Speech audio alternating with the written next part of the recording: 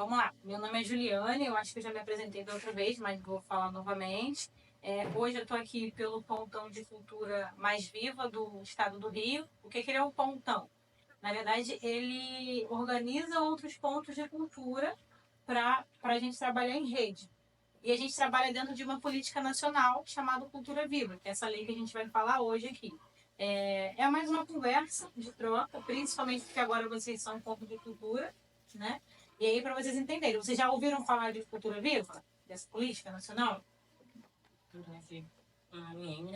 Já ouvi. Não? Nunca? Então, é uma política nacional, que ela é um programa, na verdade, né? Ela se tornou lei somente em 2014. Mas ela começou como um programa lá em 2004.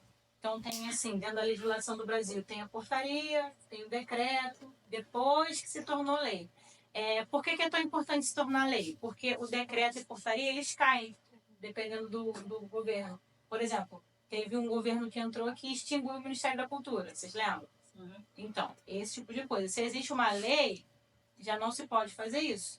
Então, lá em 2004, veio essa portaria, depois, em 2005, atualizaram a portaria, em 2007, passou a ter o decreto, depois mais uma portaria, e só em 2014 que se tornou lei. Então, quer dizer, são aqui 10 anos, basicamente, lutando dentro do Congresso para ter essa lei, né?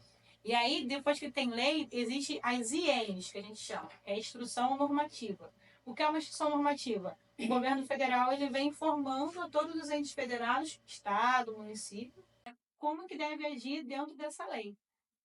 E aí, em 2024, a gente fez 10 anos de cultura viva da lei, né?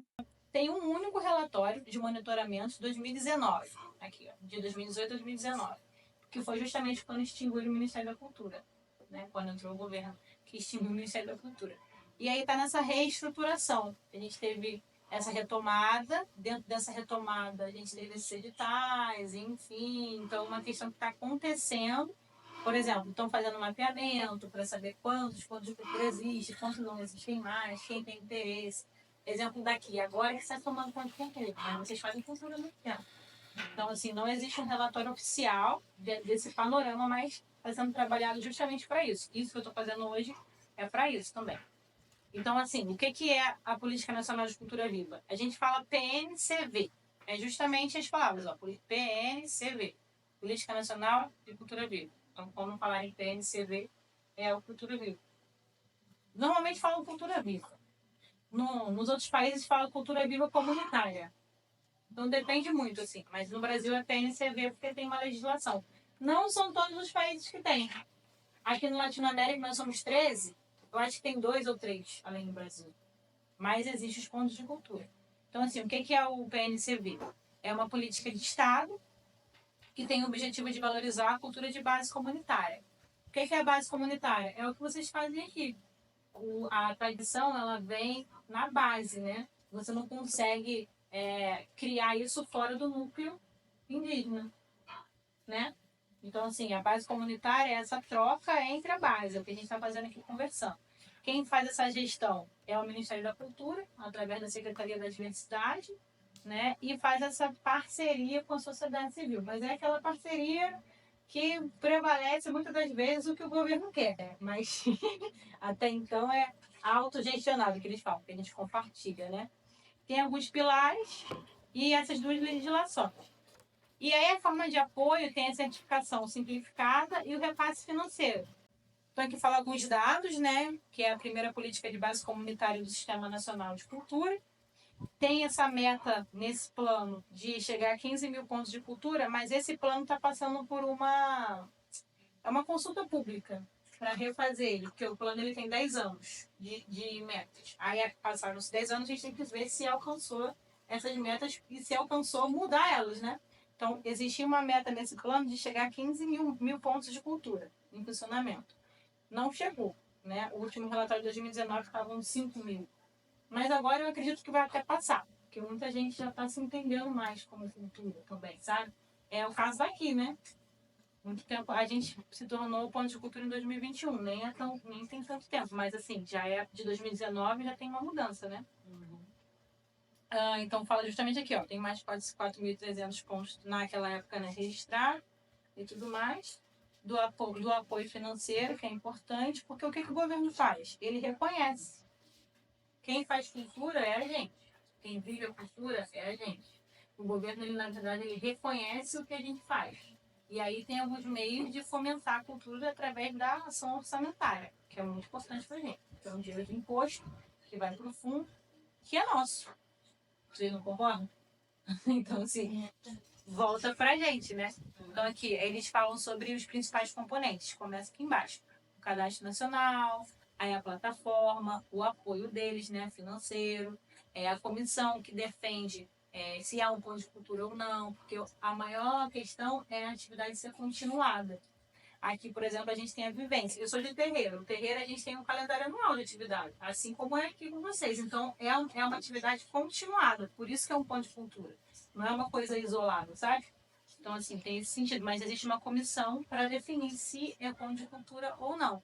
Até porque tem muito, agora como tem dinheiro, tem muitas associações que querem ser ponto de cultura, mas que não fazem cultura.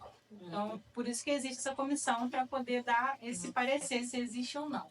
Né? Então, tem as redes, a gente tem a rede estadual, municipal. Aqui tem uma rede também, tem o ponto de cultura da Lila. Ela é responsável pela área de vocês, a Metro 3. Existe uma rede que tem esse apoio, que faz essa ponte direto para a Secretaria de Estado. É importante vocês estarem integrados, porque qualquer coisa, dificuldade ou que precisar, ela que é responsável de levar essa demanda para o Estado para vocês. Tá? Eu vou deixar o contato aqui depois. A gestão compartilhada com o que eu falei, a Rede Cultura Viva. Esse programa Ibercultura Viva é um programa onde os 13 países colocam dinheiro e eles fazem ações voltadas para esses países. Na próxima, um pouquinho mais à frente, a gente vai falar sobre isso. Aí tem os pontos de cultura, que é o nosso caso hoje, e o caso de vocês, e o pontão de cultura. E o pontão de cultura, ele na verdade, ele gere os pontos de cultura. Ele é igual a Lila vai ser de vocês, vai ser uma referência, que é um pontão. Mas vocês são pontos de cultura a partir de agora. Aí tem essa diferença. Ó. Ponto de cultura pode ser o CNPJ ou pode ser um coletivo sem jurisprudência, que é o coletivo justamente sem o CNPJ. O coletivo é sem jurisprudência. Um exemplo, vocês têm um coral. O coral pode ser um coletivo, porque ele tem mais de 10 pessoas, ele faz a cultura e ele é continuado. Não necessariamente ele está integrado ao CNPJ. Entende? São coisas separadas. Mas o CNPJ ele pode ser um pontão futuramente. Ter outros coletivos no entorno e ele ser o chefe, digamos assim. Ele ser o chefe daqui, né? Então, o coletivo, como o Pão de Cultura ou o CNPJ, tem a finalidade cultural e tem essas ações continuadas regionais. Já o Pontão não. O Pontão ele se integra com o Estado, com a federação e até com outros países, né? Intergovernamentais, que a gente chama. Aqui, essa é a Rede Cultura Viva. Existe um site, não sei se vocês já viram, mas ele é todo mapeado. Então, quando lá no site do governo, quando clicar Maricá, vai estar lá, ó, Aldeia Mata Viva. E também tem a questão de vocês se inscreverem como agentes de cultura. Por exemplo, aquele trabalho que você fez com o 3 você é uma artesã. E aí você se inscreve no mapeamento como artesã dentro desse ponto de cultura. E aí quando tiver oportunidade, que aí eu vou falar um pouquinho mais na frente, você entra como agente cultural. É muito amplo, né? Nunca ninguém falou isso pra vocês. E vão falar? Não, né? Então, assim, essa parte aqui vocês já sabem, eu acho, porque esse cadastro, você vai na plataforma e informa. Tem alguns passos, né? Você coloca os dados. Forma de apoio, né? Que esse apoio financeiro é da premiação. A premiação realmente é um pouco mais fácil. Porque você apresenta o que você faz, aí o governo te dá o dinheiro por isso e você apresenta uma contrapartida. Mas tem termo de compromisso, que aí eu acho que é o objetivo da Quisso, futuramente, ter esse termo de compromisso. Que termo de compromisso, ele, na verdade, você apresenta um projeto de 12 meses e apresenta o custo de 12 meses. E aí vocês ficam esses 12 meses usando o dinheiro do governo. Claro que você vai prestar conta desse dinheiro, porque não é um dinheiro, né?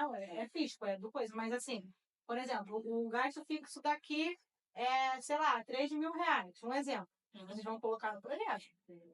E aí vai ter esse valor para vocês. Então, por ter CNPJ, o ideal é que vocês realmente aprendam entre vocês para poder utilizar isso futuramente. Porque eu sempre penso assim, a longo prazo. Não vai ser uma coisa que vocês vão aprender hoje e amanhã estão sendo aprovados. Não, vocês vão aprender a escrever, a gente vai ajudando, eu posso ajudar também, e acompanhando a escrita de vocês, as meninas também, né?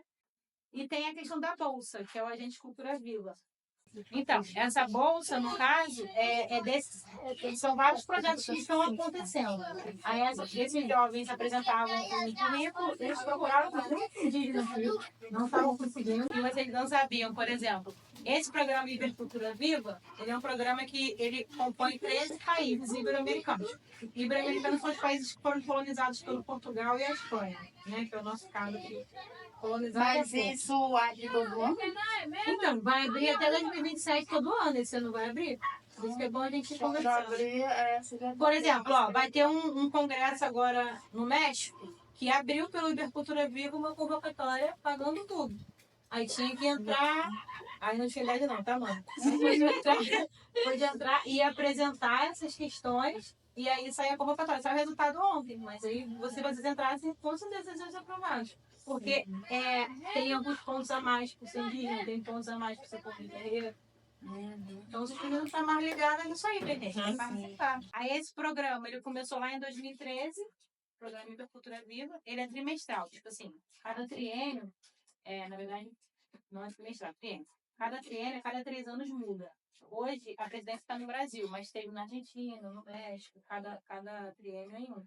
E agora está com a gente. Então, as ações estão todas vindo para cá, de pós-graduação, de faculdade. O Ibercultura faz todo esse tipo de trabalho de bolsa. Eu, por exemplo, fiz a minha pós. A pós custava $40.000. É dinheiro, né, amor? Não consigo nem imaginar 40 mil. Sei nem quanto. Não fala não, porque É muito dinheiro. R$200.000 para mais. Pois é, e no curso da Argentina. Aí a gente entrou pelo edital, pelo Pão de Cultura, e foi aprovado. Então, assim, tem muita oportunidade que vocês estão perdendo, que não estão nem sabendo, né? Praticamente é isso, como eu falei com vocês, é mais uma questão de conversa mesmo, aí que fala sobre os principais segmentos, né? Você consegue olhar aqui a aldeia e falar um único segmento de cultura? Não tem como, porque você tem música, vocês têm artesanato, vocês têm culinária. É a mesma coisa dentro do terreiro. Aí eu costumo falar que são as artes integradas, porque a gente também é patrimônio. Então, assim, onde a gente está, o espaço que a gente está é um espaço que ele engloba todos os segmentos de cultura. A gente tem a oralidade, tem a questão dos povos tradicionais, porque vocês também são povos tradicionais, povos originários. Então, assim, dentro da PNCV, a gente tem alguns, não são privilégios, para mim é reparação histórica, né? Tem muita questão da reparação histórica, então todos os editais, tudo tem uma porcentagem específica para a gente entrar. Mas então é isso, assim, a ideia dessa. A meta chama formação, mas eu falo que é uma conversa, né? Que a gente vai aprendendo um com o outro e tal. Por isso que é difícil, porque a gente não sabe quais projetos que tá saindo, em que a gente pode se inscrever. Porque isso vai mudar agora. Porque aqui tem muitos jovens que precisam de incentivo, né? Para conquistar alguma coisa, para trabalhar mesmo com a cultura mesmo, com a cultura, com o trabalho, né? Dos artesanatos, sei lá. A gente precisa fazer esse trabalho, porque tem tanta suicídio em outras aldeias, é preocupante. É preocupante. É preocupante. Aqui que, graças a Deus, não aconteceu nada.